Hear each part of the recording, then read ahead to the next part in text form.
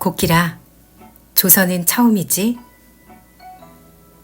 세 번째, 마지막 이야기.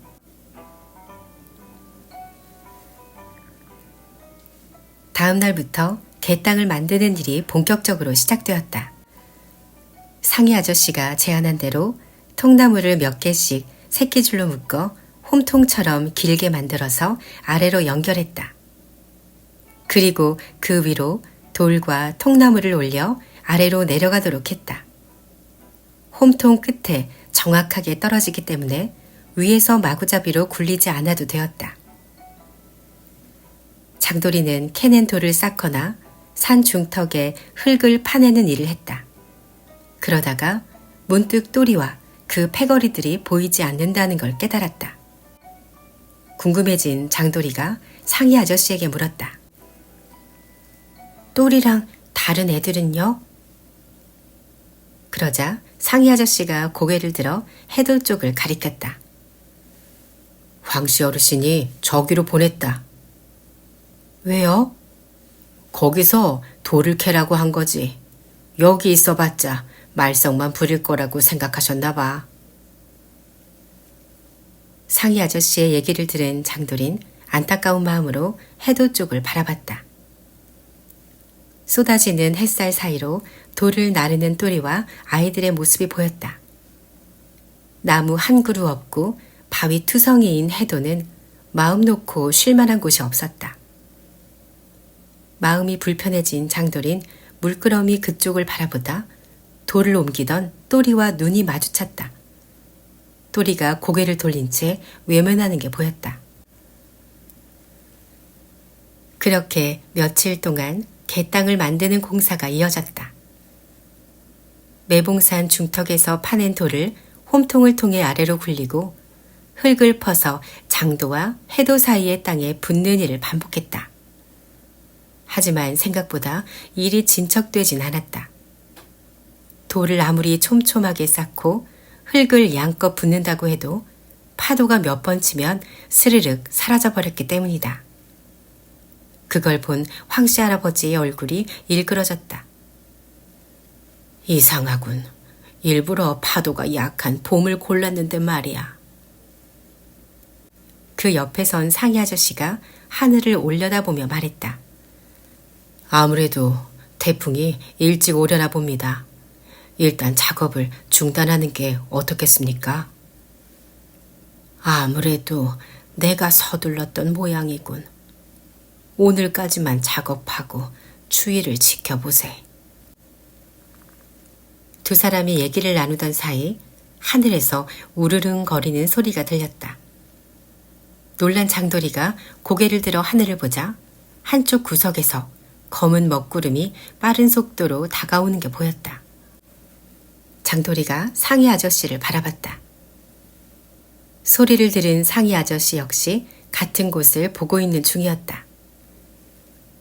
바다에서 몰려오는 폭풍이 얼마나 빠른지 알고 있는 섬 사람들은 하나둘씩 일을 멈추고 하늘을 바라봤다. 마침내 황씨 할아버지가 어서 집으로 돌아가라고 손짓을 하자 모두 약속이나 한 듯 집으로 뛰어갔다.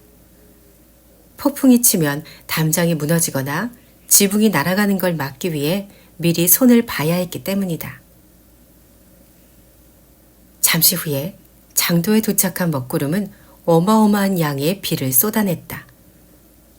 눈을 뜨기 힘들 정도로 거세게 내리는 비와 함께 제대로 서 있기 힘들 정도의 세찬 바람이 불어닥쳤다. 하마터면 뒤로 넘어질 뻔한 장돌인 겨우 균형을 잡고 옆에 서 있는 나무를 붙잡았다. 제대로 눈을 뜨지 못하던 장돌이에게 상희 아저씨가 외쳤다.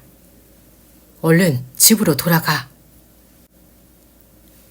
알겠다고 대답하려던 장돌이의 머릿속에 갑자기 중요한 무언가가 떠올랐다. 장돌인 해도 쪽을 바라봤다. 해도는 장도보다 훨씬 낮은 데다 매봉산처럼 높은 산도 없어서 폭풍우라도 치면 아예 섬이 잠기곤 했다. 쏟아지는 폭우 속에서 희미해져가는 해도를 바라보며 장돌이가 말했다. 똘이랑 아이들이 저기 있어요. 장돌이가 해도에 아이들이 있다고 외치면서 사람들의 팔을 잡았다. 장돌이의 외침에 집으로 가려던 사람들이 발길을 멈췄다. 저 섬에 아이들이 있다고요. 그때서야 상희 아저씨가 아차 싶었는지 놀란 표정을 지었다. 하지만 곧바로 고개를 저었다.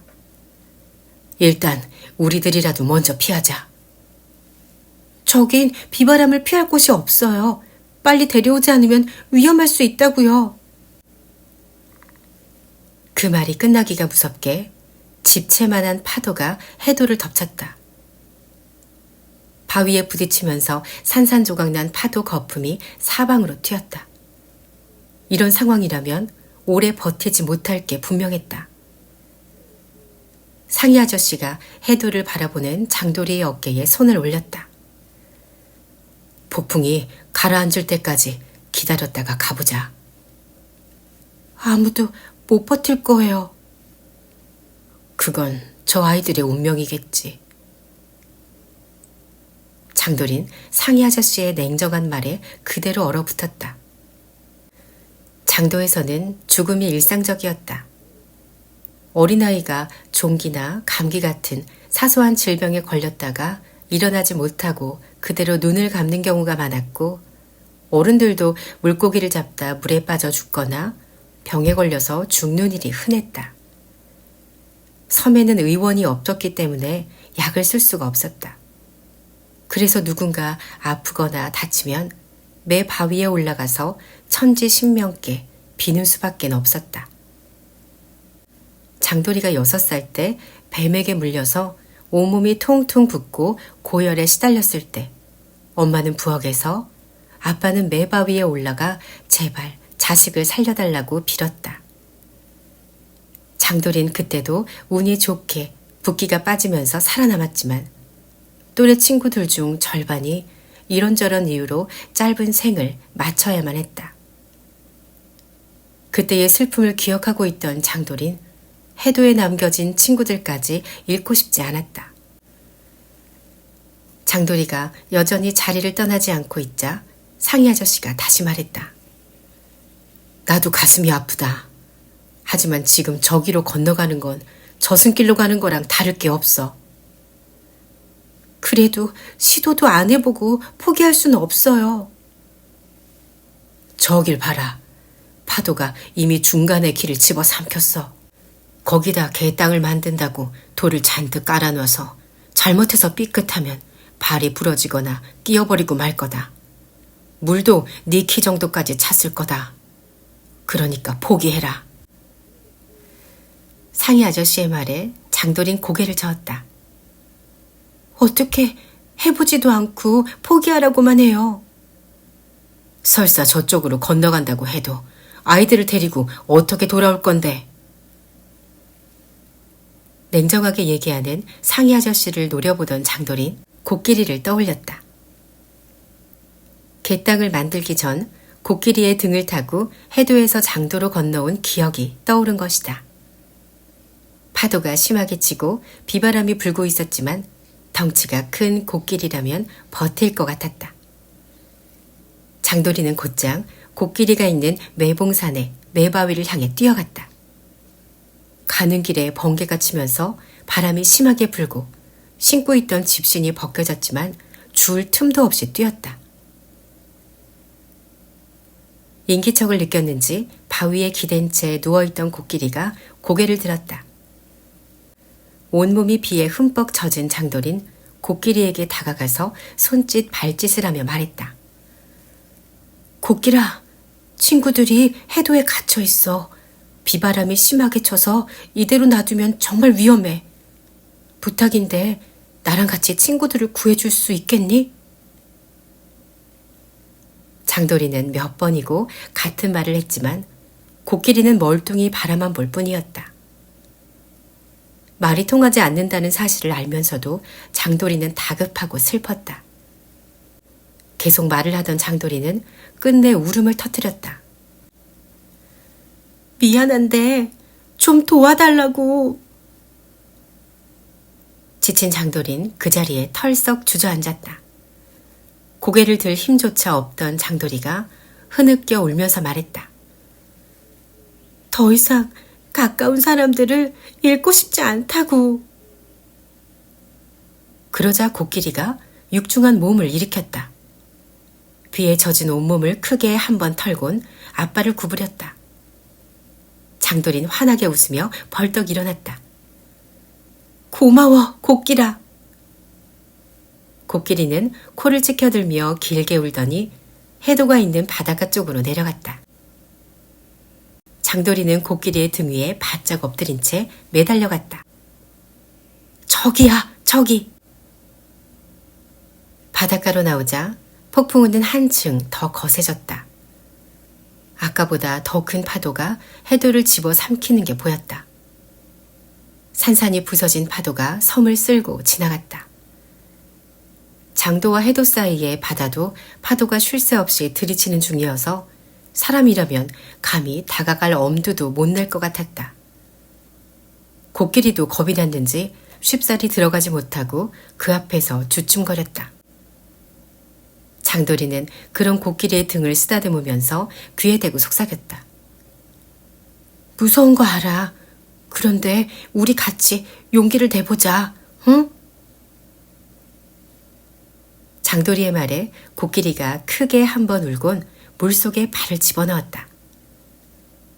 철썩거리는 바닷물이 코끼리를 후려쳤지만 육중한 몸과 굵은 다리로 버틸 수 있었다. 코끼리의 등에 바짝 엎드린 채 귀를 잡고 있던 장돌이가 해도 쪽을 바라봤다. 어두컴컴해서 아무것도 보이지 않았지만 어디선가 분명 또리와 아이들이 있을 것이었다. 조금만 기다려. 구해주러 갈게. 앞으로 나아갈수록 점점 물이 깊어졌다. 코끼리의 발목까지 찼던 물은 금방 아랫배에 닿을 정도로 깊어졌다. 거기다 갯땅을 만든다고 던져놓은 돌 때문에 몇 번이나 비틀거렸다. 위에 매달려 있던 장돌이도 여러 번 미끄러져 떨어질 뻔했지만 귀를 잡고 간신히 버텼다. 그 사이 폭풍은 더 거세졌다. 휘파람 소리와도 같은 바람 소리와 함께 바닷물이 날아들어 코끼리의 옆구리를 계속 후려쳤다. 그래도 코끼리는 포기하지 않고 한 발자국씩 움직여서 마침내 해도에 도착했다. 큰 바위를 타넘은 코끼리가 앞발을 수그리자 장돌인 얼른 뛰어내려서 주변을 돌아봤다. 짙은 안개 속에 갇힌 상황이라 대낮임에도 아무것도 보이지 않았다. 장돌인 주변을 돌아보며 소리쳤다. 또라, 어딨어? 구해줄 테니까 어서 나와. 몇 번이고 외쳤지만 바람소리에 섞인 장돌이의 목소린 멀리 나가지 못했다. 아무리 돌아봐도 아이들의 모습이 보이지 않자 장돌이의 마음이 한층 무거워졌다. 장돌이는 얼굴에 쏟아지는 빗물을 손바닥으로 훔치면서 어쩔 줄 몰라 했다. 그때였다. 장돌이의 귀에 힘없는 또리의 목소리가 들렸다. 우리 여기 있어. 생각보다 가까운 곳에서 들려와 장돌이는 주변을 두리번거렸다. 그러다가 바위가 쪼개진 틈에 옹기종기 모여있는 아이들을 발견했다. 허리까지 물이 찬 틈에서 웅크린 채 서로를 감싸고 있는 아이들은 빗물과 바닷물에 흠뻑 젖어 있었다.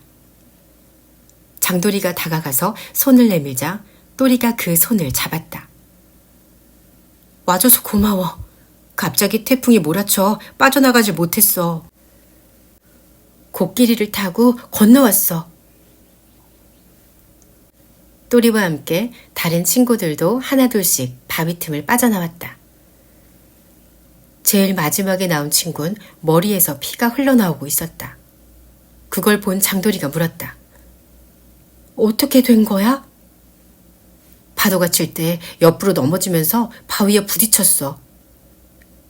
피가 많이 나는데? 옷을 찢어서 감아주긴 했는데 피가 너무 많이 나서 말이야. 얼른 데리고 나가야 할 것 같아. 코끼리 등에 태워. 우리도 같이 타고 어서 나가자. 장돌이가 코끼리를 가리키며 얘기하자 또리가 아이들에게 얼른 가라고 손짓을 했다. 그리곤 장돌이의 손을 잡았다. 괴롭혀서 미안해. 사과는 나중에 해. 일단 살아서 나가자. 또리는 장돌이의 말에 고개를 끄덕거리며 친구들을 데리고 코끼리 등에 올라탔다. 마지막 아이까지 모두 올라오자 코끼리가 앞발을 세우고 돌아섰다. 파도가 부딪히면서 내는 거품이 바다를 뒤덮었다. 아까보다 물이 더 들어찬 것 같아 걱정이 되었다. 하지만 더 큰 파도가 해도를 뒤덮는 것을 보면서 망설일 틈이 없다는 것을 깨달았다. 가자, 코끼라. 늦으면 더 위험할 것 같아. 코끼리는 곧바로 앞발을 세우곤 바다로 들어갔다. 아까 올 때는 아랫배까지 물이 찼지만 지금은 몸통의 절반쯤이 잠겼다. 그래서 옆에서 파도가 부딪히면 바닷물을 그대로 뒤집어 써야만 했다. 또리를 비롯한 아이들은 누가 시키지도 않았는데 서로 손을 꼭 붙잡고 코끼리 등에 납작 엎드렸다. 장돌이도 바로 뒤에 있는 아이의 손을 꼭 잡았다. 높은 파도에 비바람까지 심하게 몰아치자 아이들은 비명을 지르며 필사적으로 코끼리 등에 매달렸다. 거센 파도를 뚫고 장도로 가던 코끼리가 갑자기 걸음을 멈췄다. 왜 그래? 장돌이의 물음에 코끼리가 대답하는 것처럼 길게 울면서 앞발을 흔들었다. 뒤에 있던 또리가 소리쳤다. 발이 돌 사이에 낀 것 같아. 어쩌지? 여기 이렇게 있다간 파도에 쓸려가고 말겠어. 장돌이가 그렇게 외치는 사이 뒤쪽에 있던 아이 한 명이 파도에 쓸려서 떨어지고 말았다. 살려달라는 아이의 외침을 들은 장돌인 지체 없이 몸을 날렸다. 물속에 뛰어든 장돌이가 거친 파도 위에 떠있는 아이를 붙잡았다. 연신 물을 먹고 고통스러워하는 아이를 힘겹게 잡고 있었지만 파도가 너무 심해서 오래 버틸 자신이 없었다. 그때 코끼리가 발에 걸린 돌을 코로 뽑아서 던져버렸다. 그리고 아이를 잡고 있던 장돌이에게 뻗었다. 장돌인 뻗어오는 코끼리의 코를 한 손으로 잡았다. 그러자 코끼리는 장돌이와 아이를 코로 둥글게 말아 등 위로 올렸다. 또리와 다른 아이들이 잡아준 덕분에 장돌이는 무사히 등에 올라탔다. 물속에 걸리적거리는 돌들을 코로 집어서 던지고 있는 코끼리가 보였다. 잘한다, 코끼라. 그렇게 조심스럽게 앞으로 나간 코끼린 마침내 장도에 도달했다. 마지막 힘을 내서 땅 위로 올라간 코끼리가 뒷발을 구부리자 아이들이 한 명씩 내려섰다. 머리를 다쳐서 몸을 제대로 못 가누는 아이를 부축하던 장돌이와 또리는 급한 대로 절벽 아래로 갔다. 코끼리는 아까 돌에 끼었던 앞발을 절뚝거리며 매봉산으로 올라갔다. 그걸 본 장돌이가 급하게 달려갔다. 코끼라, 고마워. 정말 고마워. 장돌이가 있는 힘껏 외쳤다. 장돌이의 목소리에 걸음을 멈춘 코끼리가 잠시 돌아보곤 다시 움직였다. 빗속으로 사라져가는 코끼리를 본 장돌인 아이들이 있는 곳으로 돌아갔다. 그 사이 정신을 잃은 아이를 업은 또리가 장돌이에게 말했다. 어서 마을로 가자. 내가 앞장설게. 장돌이는 앞장서 가면서 넘어진 나무를 치우고 걸리적거리는 돌을 옆으로 던졌다. 언덕을 넘고 마을이 보이자 아이들은 너나 할 거 없이 안도의 한숨을 쉬었다. 마을 입구에 모여있던 아이들의 부모들이 소리를 지르며 달려왔다. 그 중에는 장돌이의 엄마도 있었다. 같이 있던 깨돌이가 컹컹 짖어대며 꼬리를 흔들면서 반가움을 드러냈다. 비를 잔뜩 맞아서 머리가 축 처진 엄마가 눈물로 범벅이 된 채 소리쳤다. 비가 오고 태풍이 불면 얼른 집으로 와야지. 친구들을 구하러 갔다 왔어요. 아이고, 얘기 들었다. 코끼리인지를 타고 해도까지 갔다 왔다며? 네, 코끼리가 아니었으면 또리랑 다른 아이들을 못 구했을 거예요. 짐승이 무슨 수로 네 말을 알아들은 거니? 친구거든요. 엄마는 자랑스럽게 말하는 장도리의 등을 쓰다듬어 주었다. 너까지 큰일 나는 줄 알고 걱정했잖아.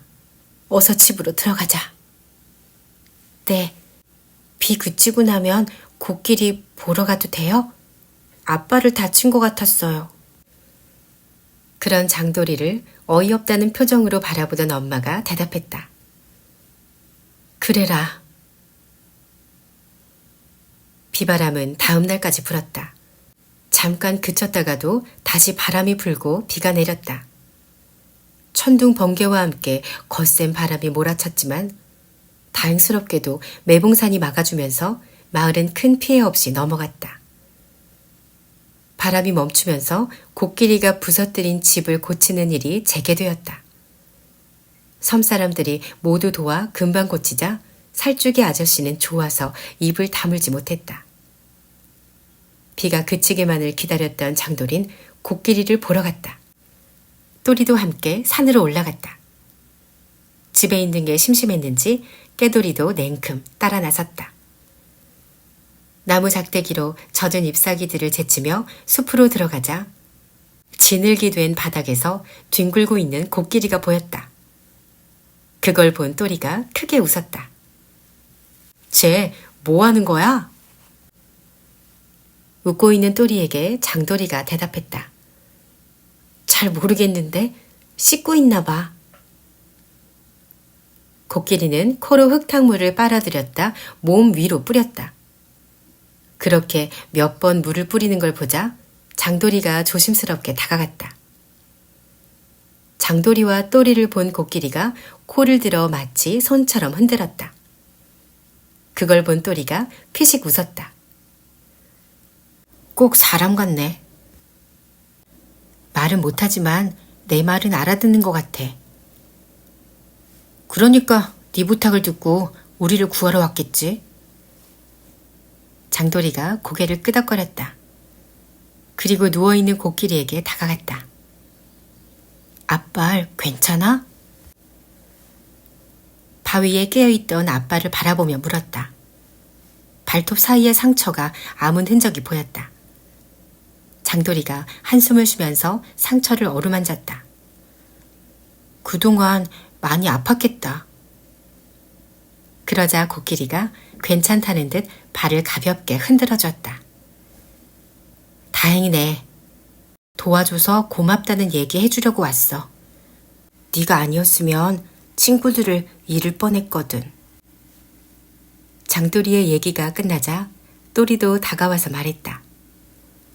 너한테 돌 던지고 통나무 굴린 거 미안해. 섬으로 와서 먹을 걸 축낼지도 모른다고 어른들이 걱정해서 너한테 심하게 굴었어. 또리가 귀를 만지면서 얘기하자 코끼리가 귀를 펄럭거렸다. 홀가분해진 표정의 또리가 코끼리의 발을 살펴보는 장도리에게 물었다. 근데 코끼리는 뭘 먹어? 주로 풀을 먹는 것 같고 지난번엔 바닷가에서 해초도 뜯어 먹었어. 덩치를 보면 엄청 먹어야 할 것 같은데 말이야. 그렇긴 해. 그래서 배가 고픈 게 아닌가 걱정스러워. 장도리의 말에 또리가 해도 쪽을 내려다보며 말했다. 며칠 동안 폭풍우 때문에 해초가 많이 자랐을 거야. 우리가 뜯어다 줄까? 그러자. 둘의 얘기를 알아듣기라도 한 것처럼 코끼리도 벌떡 일어났다. 그러곤 온몸을 부르르 털면서 몸에 있던 진흙을 두 아이들에게 흩뿌렸다. 우와, 진흙비네. 순식간에 온몸을 뒤덮은 진흙에 장돌이는 웃음을 참지 못했다. 한바탕 장난을 친 코끼린 터덜터덜 산을 내려갔다. 장돌이와 또리 그리고 깨돌이는 그 뒤를 따라갔다. 중간에 김선비 할아버지의 집 앞을 지나가는데 대청에서 책을 읽던 김선비 할아버지가 고개를 들어서 코끼리를 바라봤다. 뒤따라가던 장돌이가 할아버지에게 해초를 뜯어다 드리겠다고 얘기하곤 손을 흔들어 주었다. 책을 내려놓은 김선비 할아버지가 말없이 고개를 끄덕거렸다. 앞장선 코끼리를 따라 해도가 보이는 바닷가로 내려온 장돌인 바위 사이를 내려다보면서 해초를 찾았다. 바위에 달라붙은 해초들이 생각보다 많은 걸 보곤 환하게 웃었다. 이 정도면 코끼리도 배를 채울 수 있겠다. 장돌이와 또리는 바위 틈을 다니며 해초를 뜯었다. 코끼리는 깨돌이랑 장난을 쳤다. 깨돌이가 컹컹 짖어대면서 코끼리의 다리 사이를 요리조리 다니면 코끼리가 코로 잡으려고 했다. 깨돌이가 아무리 잽싸게 뛰어다녀도 코끼리의 코를 피하지는 못했다. 코에 돌돌 말린 채 허공에 번쩍 들린 깨돌이는 모두 방정을 떨어댔고 코끼리가 내려주면 다시 다리 사이를 뛰어다니며 장난을 쳤다. 둘이 장난을 치는 사이 장돌이는 또리와 함께 해초를 모았다. 이 정도면 되겠지? 잔뜩 쌓인 해초를 보며 또리가 고개를 끄덕거렸다. 이거면 사흘은 먹겠. 또리의 말이 끝나기가 무섭게 코끼리의 코가 불쑥 나타나더니 쌓아둔 해초를 낚아챘다. 그리고 입으로 집어넣어 오물오물 씹었다. 그 많은 해초를 한 번에 다 먹는 걸 본 장돌인 입을 다물지 못했다. 정말 많이 먹네. 그러게, 아까 보니까 코끼리가 있던 곳 주변에 풀도 많이 없어졌던데. 해초도 이렇게 먹어치우면 금방 바닥나겠어. 또리의 말에 장돌인 순식간에 해초를 먹어치우는 코끼리를 바라봤다. 그 많은 해초를 다 먹고도 코끼리는 여전히 배가 고프다는 듯 혀를 날름거렸다. 장돌이가 걱정스러운 표정을 지었다. 지금이야 풀이나 해초를 먹고 버티겠지만 그게 바닥나면 틀림없이 마을로 내려올 게 분명해. 그 얘기에 또리도 고개를 끄덕거렸다. 그러면 마을 사람들도 가만히 안 있을 텐데 말이야. 먹성 좋은 코끼리를 보며 한숨을 쉬던 장돌인 바위로 가서 계속 해초를 뜯었다. 또리도 말없이 옆에서 도왔다. 코끼리도 다가와서 해초를 찾아 바위를 뒤적거렸다. 그러다가 걸리적거리는 바위가 있으면 들어서 멀리 바다로 던져버렸다. 어른 머리통만한 바위가 마치 새처럼 날아가서 물속에 빠지는 걸 본 장돌이가 갑자기 벌떡 일어났다. 그러자 또리가 물었다. 왜? 장돌이는 대답 대신 코끼리가 코로 돌을 던지는 모습을 가리켰다. 저걸 봐. 코로 돌을 옮기잖아? 그러네. 저 돌을 옮기려면 어른 여럿이 낑낑거려야 하는데 말이야. 또리가 고개를 끄덕거리며 대답하자 장돌이가 신이 나서 말했다. 개땅 만들 때 코끼리한테 도와달라고 하는 거야. 그럼 마을 사람들이 코끼리한테 먹을 걸 주지 않겠어? 장돌이의 말을 들은 또리가 코끼리를 바라봤다. 저런 식으로 돌을 날라주면 시간도 많이 줄고 힘도 덜 드니까 다들 좋아하긴 할 거야. 좋았어. 신이 난 장돌이가 코끼리에게 달려가서 다리에 매달린 채 신나게 웃었다. 그러자 코끼리도 코를 들고 길게 울었다. 뭐라고? 대청에 앉아서 지팡이로 쓸 나무를 깎던 상이 아저씨는 영문을 모르겠다는 표정으로 반문했다. 그러자 마음이 급해진 장돌이가 아저씨의 손을 잡아 끌었다. 아, 진짜 직접 보면 무슨 소린지 금방 아실 거예요. 저랑 같이 가봐요. 장돌이가 잡아 끌자 상희 아저씨는 원래 쓰던 지팡이를 쥐고 일어났다. 매봉산 기슭을 지나 해도가 보이는 바닷가에 도착하자 장돌이가 손을 흔들었다. 지금이야, 지금! 기다리고 있던 또리가 옆에 서 있던 코끼리의 귀를 잡아 흔들었다. 그러자 코끼리는 바위를 하나 집어서 바다로 던졌다. 날아간 바위가 바다에 풍덩 빠지는 걸 본 상희 아저씨가 입을 다물지 못했다. 쟤한테 저런 재주가 있었구나. 코끼리가 저렇게 도와주면 일이 빨리 끝날 수 있지 않겠어요? 그렇다마다 안 그래도 황씨 어르신께서 공사를 계속해야 할지 말지 고민을 하고 계셨는데 말이다. 좀처럼 감정을 드러내지 않는 상희 아저씨가 신이 난 표정으로 코끼리를 바라봤다. 아무런 도움이 안 될 줄 알았는데 이렇게 우릴 도와주는구나.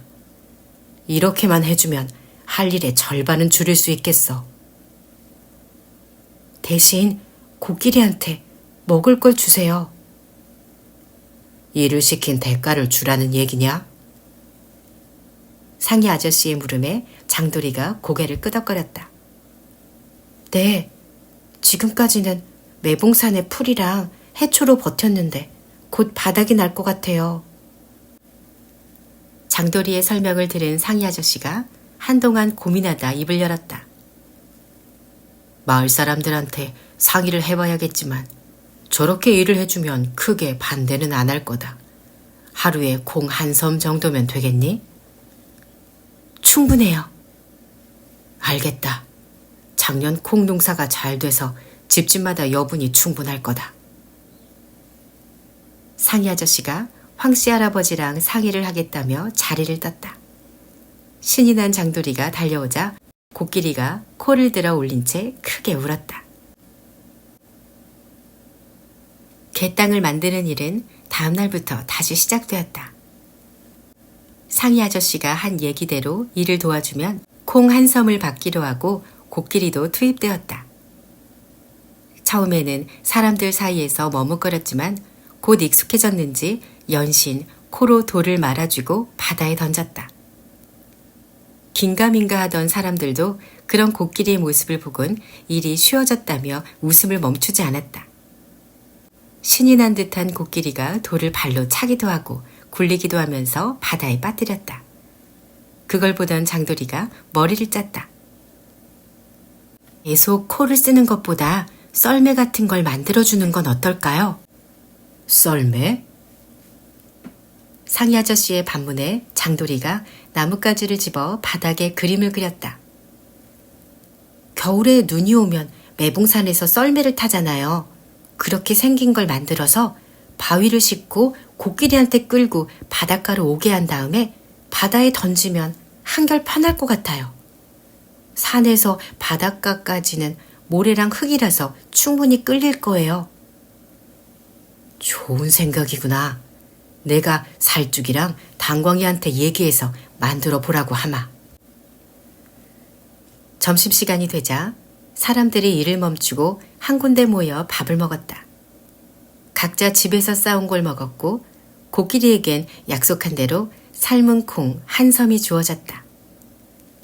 코끼리는 가마니에 쏟아진 콩을 코로 한 움큼씩 집어서 먹어치웠다. 사람들이 신기한 표정으로 바라보는 사이 엄마가 싸준 주먹밥을 얼른 먹어치운 장돌인 코끼리 옆에 다가가 앉았다. 그러자 코끼리도 배를 바닥에 대고 앉아서 편하게 콩을 씹었다. 썰매는 다음날 만들어졌다. 통나무를 얼기설기 짜맞추고 새끼줄로 끈을 만들어서 코끼리의 목에 걸었다. 처음이라 어색해하던 코끼린 곧 썰매를 끄는데 익숙해졌다. 썰매에는 장정 한 명이 하나를 들기도 어려운 돌 수십 개가 쌓여 있었는데 코끼리가 당기자 썰매는 쉽사리 끌려갔다. 장돌이와 또리를 비롯한 아이들이 미리 오가는 길을 잘 다져놓았다. 썰매를 끌고 바닷가에 도착한 코끼리는 코로 돌을 하나씩 집어서 바다에 던졌다. 그렇게 몇 번을 하자 마을 사람들이 하루 종일 한 만큼 돌이 쌓이기 시작했다. 마을 사람들은 코끼리가 기특하다는 얘기를 하면서 신이 났고 사람들의 그런 시선에 코끼리 역시 신이 난 표정을 지었다. 동물이 아니고 영물이구나. 우리 섬을 지켜주는 영물. 황씨 할아버지도 연신 고개를 끄덕거리며 좋아했고 가끔 현장을 보러 온 김선비 할아버지도 흐뭇한 표정을 지었다. 그렇게 코끼리가 가세한 덕분에 갯땅을 만드는 일은 수월하게 진행되었다. 상희 아저씨 역시 기쁨을 감추지 못했다. 내년까지 할 줄 알았는데 이러면 올해 안에 끝낼 수 있겠구나. 갯땅을 만드는 일은 코끼리 덕분에 빠르게 진척되었다. 돌을 얼추 쌓아서 높여놨고 흙으로 다지는 일만 남았다. 지팡이를 짚고 다져진 땅을 살피는 상희 아저씨의 표정에서 미소가 그치지 않았다. 그렇게 봄이 지나갔다. 높이 뜬 해가 섬 곳곳에 빛을 내리쬐자 흙을 뚫고 풀들이 자라났다. 도단한 나물들을 캐기 위해 섬에 사는 아낙네들은 망태기를 옆에 끼고 산 중턱을 훑었다. 일을 하던 장돌인 그 사이에 낀 엄마를 발견하곤 손을 흔들었다. 잠깐 일을 쉬는 동안 장돌이는 코끼리와 함께 바닷가로 갔다. 햇살을 받아서 반짝거리는 바다 위로 물고기들이 톡톡 튀어 올랐다. 그걸 본 장돌인 턱을 괜 채 중얼거렸다. 물고기들이 많네. 낚싯대라도 가져올걸. 돌을 들고 튀어오르는 물고기에게 던져봤지만 맞을 리가 없었다. 친구들과 함께 구경 온 또리가 그걸 보고 웃었다. 그걸 어떻게 맞힌다고 돌을 던지냐? 그냥 해봤어. 머쓱하게 웃는 장돌이를 보며 또리도 돌을 집어서 물고기에게 던져봤다. 하나도 맞히지 못했고 물고기들은 비웃듯이 몸을 뒤틀면서 튕겨 올랐다가 떨어졌다. 그걸 지켜보던 코끼리가 갑자기 코를 물속에 집어넣더니 물고기를 하나 잡았다. 코끼리의 코에 잡힌 물고기는 땅에서 퍼덕거렸다. 그걸 본 장돌이가 중얼거렸다. 이젠 물고기까지 잡네. 퍼덕거리던 물고기를 살펴보던 장돌이가 소리쳤다. 또라, 이거 조기야, 조기. 뭐라고? 또리가 얼른 달려와서 봤다. 조기가 맞아. 진짜네? 공납으로 바칠 조기를 말려서 굴비를 만드는 일을 도왔던 장돌인 대번에 알아차렸다. 어른들이 조구라고도 부르는 조기가 맞았다. 입술은 붉고 몸통이 노래. 조기가 맞아. 원래 섬 근처에선 안 잡혔잖아. 또리의 말에 장돌이가 고개를 끄덕거렸다. 수심이 깊고 물살이 세서 조기가 안 온다고 했어. 그런데 왜 여기까지 온 거지? 퍼덕거리는 조기를 손에 든 채 생각에 잠겨있던 장돌인 발밑을 내려다봤다. 갯땅을 만든다고 바다에 쏟는 돌들이 해도까지 연결된 것이 보였다. 그 바람에 장도와 해도 사이를 지나가던 바닷물이 빙 돌아 흘러갔다. 그러면서 작은 소용돌이가 생겨났는데 거기에 조기들이 모인 것이다. 아이들이 물가에 계속 서 있는 게 이상했는지 상희 아저씨가 지팡이를 짚고 다가왔다. 무슨 일이냐? 장돌이는 코끼리가 잡은 조기를 보여줬다. 섬 근처로 조기가 왔어요. 뭐라고? 상희 아저씨가 놀라서 묻자 장돌이가 바다를 바라봤다. 물고기들이 물 밖으로 튀어올라서 코끼리가 하나 잡았는데 조기였어요. 장돌이에게 건네받은 조기를 내려다보던 상희 아저씨가 중얼거렸다. 정말이네. 원래 우리 섬 근처에는 없었잖아. 갯땅을 만드느라 바다를 메웠잖아요. 그것 때문에 온 게 아닐까요? 상희 아저씨가 고개를 끄덕거렸다. 그럴 수도 있겠어. 조기를 우리 섬에서 직접 잡을 수 있다면 이제 공납 때문에 고통받지 않아도 되겠다. 정말이요? 그럼 지금까지 법성포에 조기를 사러 가야 했잖니. 가격도 비쌌고 오가는 시간이랑 비용도 만만치 않았지.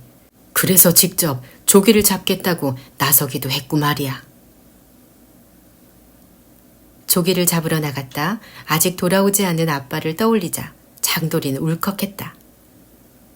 상희 아저씨가 어깨를 토닥거렸다. 황씨 어르신이랑 상의를 해보마. 또라 가서 어르신을 좀 모셔오너라. 알겠습니다. 또리가 냉큼 뛰어가자 상희 아저씨는 물고기가 튀어오르는 바다를 바라봤다. 코끼리가 잡았다고? 네, 코를 물속에 푹 담갔다가 꺼냈어요. 장돌이가 신용을 하자 지켜보던 코끼리가 귀를 펄럭거렸다. 잠시 후 또리와 함께 온 황씨 할아버지 역시 상희 아저씨가 내민 조기를 보고 눈이 휘둥그레졌다. 아니, 이게 어디서 난 겐가? 자초지종을 들은 황씨 할아버지는 눈물까지 글썽거렸다. 아이고야, 이런 일이 다 있구먼. 저걸 어떻게 잡아야 할까요? 상희 아저씨의 말에 황씨 할아버지가 바다를 바라보며 말했다. 하던 대로 낚시로 잡아볼까? 그렇게는 많이 못 잡을 겁니다. 어사를 설치하는 건 어떨까요? 어사를 말인가? 네, 일단 만들어 놓으면 계속 조기를 잡을 수 있으니까요. 그러면 좋긴 한데 어사를 만드는 방법을 모르지 않나? 황씨 할아버지의 한숨소리에 장돌이가 끼어들었다. 김선비 할아버지한테 물어봐요. 누구? 그 사람이 알까? 똑똑하고 아는 게 많잖아요. 장돌이의 얘기에 상희 아저씨가 거들었다. 뭐 손해볼 건 없지 않습니까? 그렇긴 하지. 그럼 자네랑 장돌이가 갔다 와보게. 알겠습니다. 장돌이는 상희 아저씨와 함께 김선비 할아버지의 집으로 향했다. 마침 산책을 다녀왔는지 지팡이를 짚고 쌀이문으로 들어서던 김선비 할아버지가 두 사람을 반겼다. 어쩐 일인가? 여쭤볼 게 있어서 찾아왔습니다, 어르신. 상희 아저씨의 말에 김선비 할아버지가 대청에 앉으며 말했다. 와서 앉게. 집신을 벗고 대청에 올라간 상희 아저씨가 조심스럽게 자초지종을 털어놨다. 얘기를 들은 김선비 할아버지가 고개를 끄덕거렸다. 그동안 섬사람들이 조기를 공납으로 바치느라 곤욕을 치렀는데 다행이구먼. 조기를 잡으려면 어사를 설치해야 하는데 만드는 방법을 아는 사람들이 없어서요. 혹시 어르신은 아실까 해서 찾아와 봤습니다. 상희 아저씨의 말에 수염을 만지작거리며 생각에 잠기던 김선비 할아버지가 말했다. 평생 글 공부만 하던 내가 뭘 알겠나. 다만 태안 현감으로 갔을 때 어사를 본 적이 있지. 기억을 하십니까, 어르신? 가만히 있어 보자. 일단 가볍고 물살이 잘 빠져나가는 쌀이나 대나무, 갈대 같은 것을 쓴다네. 굵고 튼튼한 것을 중간중간에 기둥처럼 세워놓고 사이에는 비교적 작고 가늘한 걸 세우지. 그러면 물살을 견딜 수 있는 겁니까? 일단 물속 깊이 박고 새끼줄 같은 걸로 서로 엮어주면 괜찮을 게야. 중요한 것은 물은 빠져나가지만 물고기는 못 나가게 해야 한다는 거지. 모양은 어떻게 만듭니까? 상희 아저씨의 질문에 김선비 할아버지가 장돌이를 바라봤다. 지난번 글 공부할 때처럼 쌀이를 좀 가져오겠니? 네. 냉큼 마당으로 내려간 장돌이가 담장에서 쌀이를 하나 뽑아왔다. 그러자 마당에 내려선 김선비 할아버지가 쌀이를 건네받곤 마당에 그림을 그렸다. 육지 쪽을 바라보고 두 팔을 벌린 것처럼 만들거나 활처럼 굽어지게 만들었던 걸로 기억하네. 최대한 많은 물고기들을 모아서 가둬야 하니까 말이야. 가두는 부분은 어떻게 만듭니까? 김선비 할아버지가 동그란 원을 그렸다. 거기를 임통이라고 부른다네. 보통은 동그랗게 만드는데 거긴 그물을 두른다네. 물고기가 못 빠져나가게 말입니까? 맞아. 나무 대신 돌을 쌓아서 만든 독살도 있긴 하지만 그건 시간이 오래 걸리니까 일단 어사를 만드는 게 좋을 걸세. 그럼 섬사람들이 만들면 나와서 봐주실 수 있겠습니까? 조심스럽게 묻는 상희 아저씨에게 김선비 할아버지가 너털 웃음을 지어 보였다. 이 늙은이가 도움이 된다면 그리 함세. 참으로 감사합니다, 어르신. 밤만 축 내기가 미안했는데 잘 되었네 그려. 언제부터 할 건가? 내일부터 당장 시작해야죠. 마침 조기가 잡히는 봄이니까 서둘러야 하지 않겠습니까? 알겠네. 상희 아저씨가 기쁜 표정으로 연거푸 감사하다는 말을 남겼다. 다음 날부터 당장 어사를 세우는 일이 시작되었다. 갯땅을 만드는 일과 겹치면서 일이 늘어나긴 했지만 조기가 잡히면 공남 문제를 해결할 수 있다는 희망에 다들 힘을 냈다. 장돌이는 김선비 할아버지를 도와주면서 틈틈이 글 공부를 했다. 코끼리도 나무 다발을 코로 들어서 옮기거나 썰매를 싣고 옮겨주면서 일손을 도왔다. 어사를 세우는 일은 몇 번의 실패가 있었지만 마침내 임통까지 만드는데 성공했다. 그리고 섬사람들 모두가 조마조마한 심정으로 지켜보는 가운데 조각배를 타고 임통을 살펴본 상희 아저씨가 두 손을 번쩍 치켜들면서 외쳤다. 조기가 잔뜩 들어있어. 꽉 차서 그물이 터질 지경이야. 상희 아저씨의 얘기에 섬 사람들은 너나 할 거 없이 기뻐했다. 코끼리도 덩달아 코를 높이 치켜들었다. 조기를 가득 실은 조각배가 섬에 닿자 섬 사람들은 일제히 달려나가서 일손을 도왔다. 몇 번이나 조각배가 오가면서 조기를 산더미처럼 실어내자 황씨 할아버지는 눈물을 글썽이며 기뻐했다. 이 정도면 공납도 채우고 팔 수도 있겠구나. 조기도 실컷 먹을 수 있지 않습니까? 살쪽이 아저씨의 말에 다들 환하게 웃었다. 장돌이는 큼직한 조기 여러 마리를 상으로 받아 집으로 가져올 수 있었다. 코끼리 역시 상으로 콩을 실컷 먹을 수 있게 되었다. 김선비 할아버지에게 글 공부를 하러 간 장돌인 엄마가 말려준 굴비를 몇 마리 들고 갔다. 그걸 본 김선비 할아버지가 환하게 웃었다. 정말 잘 말렸구나. 고맙다고 전해주어라. 알겠습니다. 어디까지 배웠더라? 한 번 다 했고 처음부터 다시 복습한다고 하셨어요. 그렇지. 나이가 들어서 깜빡하는구나. 글씨를 한번 써보겠니? 네. 대돌 아래로 달려간 장돌이가 다듬은 쌀이나무 가지로 배운 글씨들을 하나씩 써 내려갔다. 대청에 앉아서 지켜보던 김선비 할아버진 연신 고개를 끄덕거렸다. 잘 기억하는구나. 머리로 항상 뜻을 생각하면서 차근차근 쓰면 된단다. 고맙습니다. 칭찬을 받은 장돌이가 쑥스러운 듯 웃었다. 김선비 할아버진 그런 장돌이가 대견하다는 듯 머리를 쓰다듬어 주었다. 신이 난 장돌이가 열심히 바닥에 글씨를 썼고 따라온 깨돌이는 심심한지 장돌이가 쓴 글씨 위로 뒹굴었다. 바닥에 쓴 글씨를 보던 김선비 할아버지가 문득 생각났는지 장돌에게 물었다. 개 땅 일은 어찌 되어가느냐? 바다는 다 메웠고요. 지금은 매봉산에서 흙을 퍼서 다지고 있어요. 큰 고비는 넘겼구나. 메워진 땅이 제법 되는 것 같던데 말이다.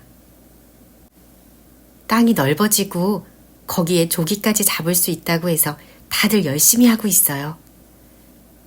대견하구나. 너랑 섬사람들 모두 말이다. 도와주신 덕분이에요. 어살에서 잡은 조기들로 공남 문제를 해결했잖아요. 섬사람들도 조기를 실컷 먹을 수 있게 됐고요. 뜻이 있는 곳에 길이 있는 법이니까 말이다. 가볍게 웃은 김선비 할아버진 매봉산 쪽의 하늘을 바라보며 중얼거렸다. 곧 겨울이 올 모양이구나. 고향과 가족을 생각하는 것 같은 김선비 할아버지의 모습에 장돌인 잠자코 글씨를 써내려갔다. 황씨 할아버지인 첫눈이 내리자 그동안 수고했다며 내일 하루는 일을 하러 나오지 않아도 된다고 했다. 그렇게 하루 쉬는 날 대청에 앉아 매봉산에서 캐온 나무를 말리던 엄마가 불쑥 말했다. 장돌아, 이제 아빠 제사를 지내야겠다. 깨돌이와 함께 장난을 치던 장돌이가 놀라서 엄마를 바라봤다. 엄마가 한숨을 쉬며 고개를 떨구었다. 요즘 계속 꿈에 보인다. 자기 제삿밥 먹여달라고 그러는 것 같아. 말도 안 돼요. 아직 돌아가시지도 않았는데 무슨 제삿밥이에요. 장돌아, 네 마음은 아는데 이제 아빠는 돌아오지 않아. 아니야, 꼭 돌아온다고 했단 말이에요. 장돌이의 목소리가 높아지자 깨돌이가 주변을 돌면서 꼬리를 흔들었다. 하지만 장돌인 평소와 다르게 깨돌이에게 눈길도 주지 않은 채 벌떡 일어났다. 엄마가 그런 장돌이에게 다가가 손을 잡았다. 이제 우리 아빠를 떠나 보내주자, 장돌아. 싫어요. 아빤 꼭 돌아올 거예요. 나한테 돌아온다고 했단 말이에요. 있는 힘껏 소리를 친 장돌인 밖으로 뛰쳐나갔다. 뒤에서 엄마가 애타게 부르고 깨돌이도 크게 짖어댔지만 장돌이는 돌아보지 않고 매 바위까지 뛰어갔다. 바위에 기댄 채 누워있던 코끼리가 장돌이의 발소리를 듣곤 고개를 들었다. 하지만 장돌이가 쳐다보지 않고 매 바위 쪽으로 뛰어가자 코끼리는 몸을 일으켜 뒤따라갔다. 매 바위에 도착한 장돌인 숨을 헐떡거리며 바닥에 주저앉았다. 매 바위에 올라온 코끼리 역시 옆으로 누운 채 바다를 하염없이 바라보았다. 장돌인 코끼리를 보며 물었다. 너는 고향이 어디니? 가족들은 아직 거기에 있어? 코끼리는 서글픈 울음소리를 냈다. 장돌이는 그런 코끼리의 코를 쓰다듬어 주면서 바다를 바라봤다. 아빠가 아직 안 돌아왔어. 섬 사람들은 다들 아빠가 오래전에 죽었을 거라고 말하지만 난 믿고 싶지 않아. 아빠는 나한테 작별 인사도 안 하고 떠나실 분이 아니거든. 그런데 사실은 말이야. 머뭇거리던 장돌이가 코를 훌쩍거리며 입을 뗐다. 엄마에게도 털어놓지 못한 속마음을 얘기했다. 아빠는 돌아가신 것 같아. 아마 조기잡이를 하다 먼 바다에서 태풍을 만나서 배가 뒤집혔을 거야. 상이 아저씨 말론 망망대해에서 태풍을 만나면 몽땅 빠져 죽을 수밖에 없다고 했어. 여기 섬처럼 피할 곳이 없으니까 말이야. 터져나오는 눈물을 참지 못한 장돌인 손등으로 눈가를 훔쳤다. 그런데 아빠가 다시 못 돌아온다고 생각하면 너무 무섭고 막막했어. 그래서 사람들한텐 아빠가 반드시 돌아올 거라고 믿는 척 했던 거야. 비겁하게 말이야. 속에 있는 이야기를 털어놓은 장돌인 바다를 바라보며 하염없이 울었다. 나는 정말 아빠가 없으면 못 견딜 것 같아. 그런데 이젠 떠나 보내야 할 것 같아. 목 놓아 울던 장돌이가 코끼리의 귀에 얼굴을 파묻으며 힘없이 말했다. 내가 진짜 아빠를 떠나 보낼 수 있을까? 코끼리는 할 수 있다고 말하는 것처럼 고개를 끄덕거리더니 코로 머리를 쓰다듬어줬다. 장돌이가 기분이 안 좋을 때마다 코끼리가 달래주는 행동이었다. 따뜻한 코로 전해지는 코끼리의 마음에 장돌이 눈물을 멈췄다. 고마워. 널 처음 본 순간부터 친구가 될 거라고 믿었어. 코끼리가 짧게 울음소리를 냈다. 마음이 한결 홀가분해진 장돌인 코끼리 옆에 누워 바다를 바라봤다. 지치고 피곤했던 장돌인 그러다 저도 모르게 잠이 들었다. 그리고 꿈속에서 아빠와 작별 인사를 했다. 장돌이가 잠에서 깬 건 코끼리의 울음소리 때문이었다. 눈을 비비며 잠에서 깨어난 장돌인 바다 쪽을 바라보며 시끄럽게 우는 코끼리에게 물었다. 무슨 일이야? 코끼리가 코를 들어서 가리킨 곳에서 돛담배 한 척이 바다를 가르며 오고 있었다. 혹시나 하는 마음에 벌떡 일어나 살펴보던 장돌이를 코끼리가 코로 툭툭 찼다. 왜? 돌아보자 코끼리가 장돌이에게 앞발을 굽혔다. 장돌인 대번에 무슨 뜻인지 알아차렸다. 위에 올라타서 보라는 얘기구나? 고마워. 장돌이가 등에 올라가자 코끼리가 앞발을 세웠다. 장돌이는 코끼리의 등 위에서 장도로 다가오는 돛담배를 보곤 실망했다. 저건 순천 관아에서 보낸 배야. 그러다가 고개를 갸웃거렸다. 그런데 지금은 올 때가 아닌데? 공납은 한 달 전쯤에 와서 걷어갔다. 어살로 잡은 조기들 덕분에 수월하게 넘어갈 수 있었다. 잠시 후 마을에서 징소리가 들렸다. 배가 들어왔으니 모두 모이라는 신호였다. 장돌이는 코끼리의 귀를 툭툭 치며 말했다. 마을로 내려가야 해. 도와줘서 고마워. 코끼리가 잘 가라는 듯 코를 흔들어 주었다. 단숨에 마을로 내려온 장돌이는 분위기가 사뭇 다른 걸 느꼈다. 보통 순천 관아에서 올 땐 늘 공납을 비롯해 뭔가를 가져가기 때문에 마을 사람들의 표정이 좋지 않았다. 그런데 이번만큼은 무슨 일인지 떠들썩했다. 모여있는 사람들을 해치고 앞으로 나간 장돌인 정신없이 구경하는 또리를 발견하고 말을 붙였다. 무슨 일이야? 대답 대신 조용히 하라는 손짓을 한 또리가 앞쪽을 바라봤다. 포구에는 배에서 내린 순천 관아의 이방이 두루마리를 들고 서 있었는데 그 앞에 김선비 할아버지가 있는 게 보였다. 이방이 김선비 할아버지에게 무슨 해코지라도 하는 게 아닌가 걱정스러웠다. 하지만 겁을 먹은 건 오히려 순천 관아의 이방이었다. 두루마리를 다 읽은 이방이 한쪽 무릎을 꿇고 김선비 할아버지에게 굽신거리며 말을 건넸다. 한 번도 본 적 없는 광경에 마을 사람들은 다들 어리둥절했다. 그것도 모자라 이방은 김선비 할아버지를 일으켜 세워주면서 연신 고개를 숙였다. 홀가분한 표정으로 돌아선 김선비 할아버지가 모여든 마을 사람들에게 말했다. 주상 전하께서 유배를 풀어주시고 한양으로 올라오라고 명하셨네. 그게 무슨 뜻인지 뒤늦게 깨달은 장돌인 이방이 왜 겁을 먹었는지 알아차리곤 킥킥거렸다. 그동안 장돌을 상대로 이방이 저질렀던 일들이 고스란히 까발려지게 되었기 때문이다. 김선비 할아버지 역시 그런 사실을 눈치챘는지 차분하게 말했다. 그동안 죄인이라 무시하지 않고 정성껏 돌봐줘서 고맙네.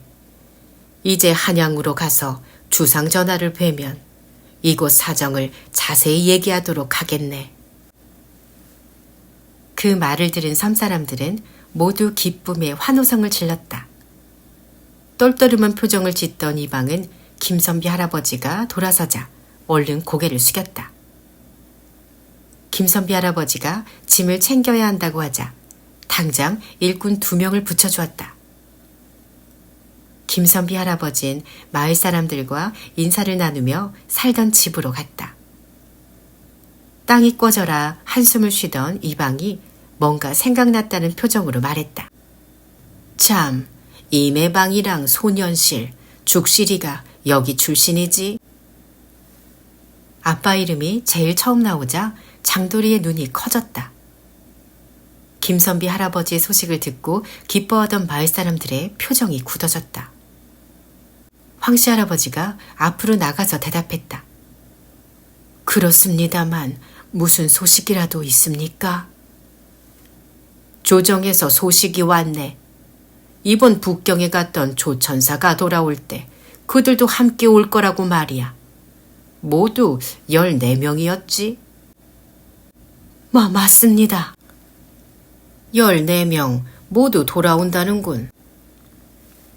대수롭지 않게 대답하는 이방에게 황씨 할아버지가 떨리는 목소리로 물었다. 그게 사실입니까? 작년에 조기를 잡으러 나갔다 1년 넘게 소식이 없어 영영 못 돌아오는 줄 알았습니다. 조개를 잡다가 태풍을 만나 명나라의 강남까지 표류했다고 하더군.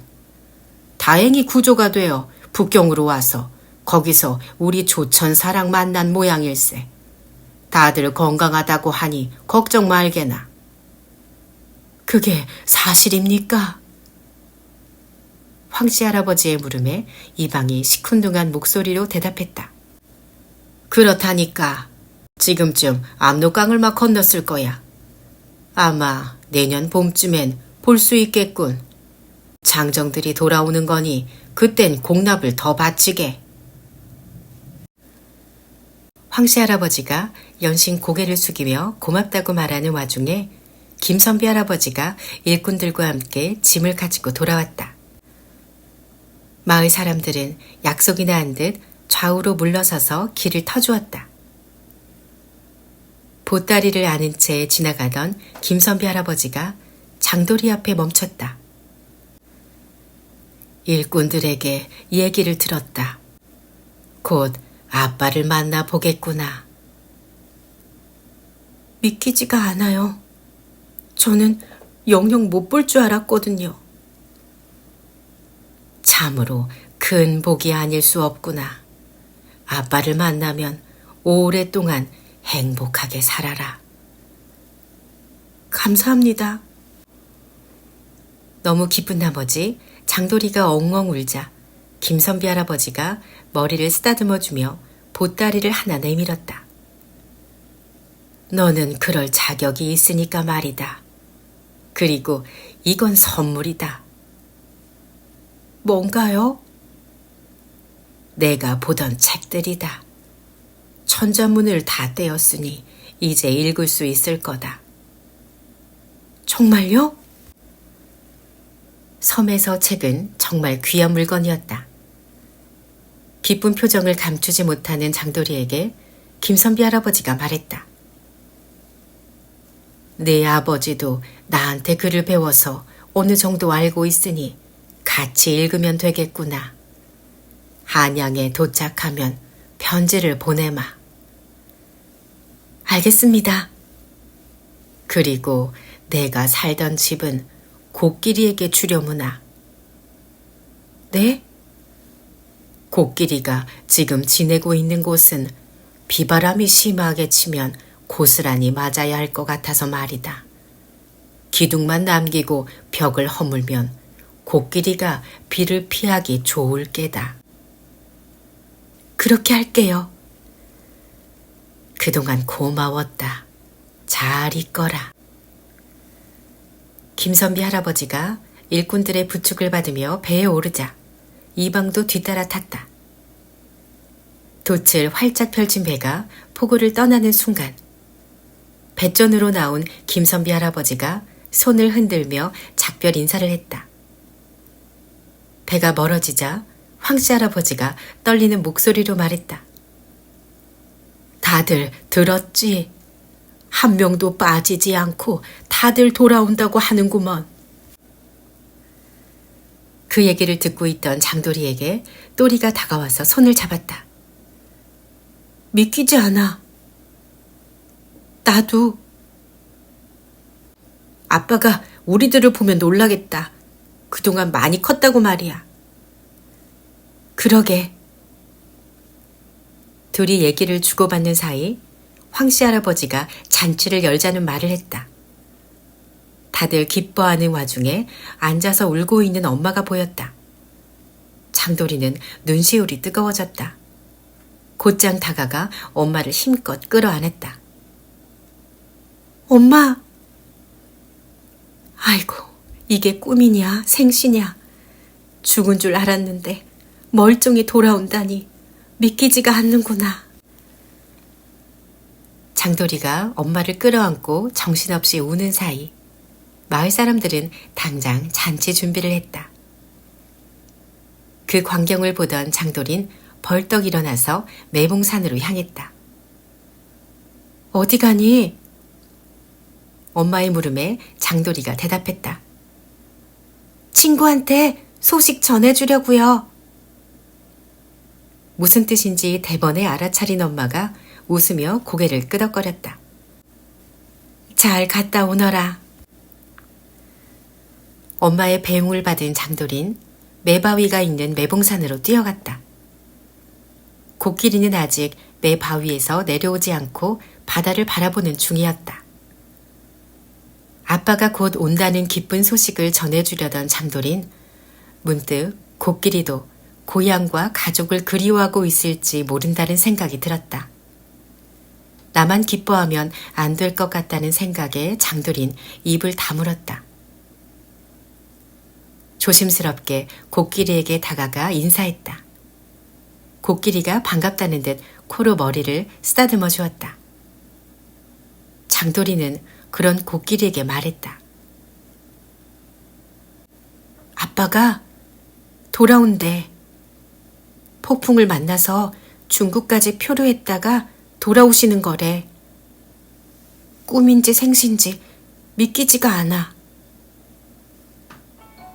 정신없이 떠드는 장돌이를 본 코끼리가 다정하게 코로 머리를 어루만져 줬다. 결국 눈물을 흘리고만 장돌인 코끼리의 품에 안겼다. 네가 아니었으면 그동안 못 견뎠을 거야. 코끼리가 짧게 울면서 코를 펄럭거렸다. 아마 나 역시 네가 아니었으면 여기서 잘 지내지 못했을 거야 라는 대답 같았다. 마음이 편안해진 장돌인 코끼리에게 물었다. 네 고향은 어디니? 코끼리가 코를 들어서 먼 바다 쪽을 가리켰다. 장돌인 말없이 코끼리가 가리킨 방향을 바라보았다.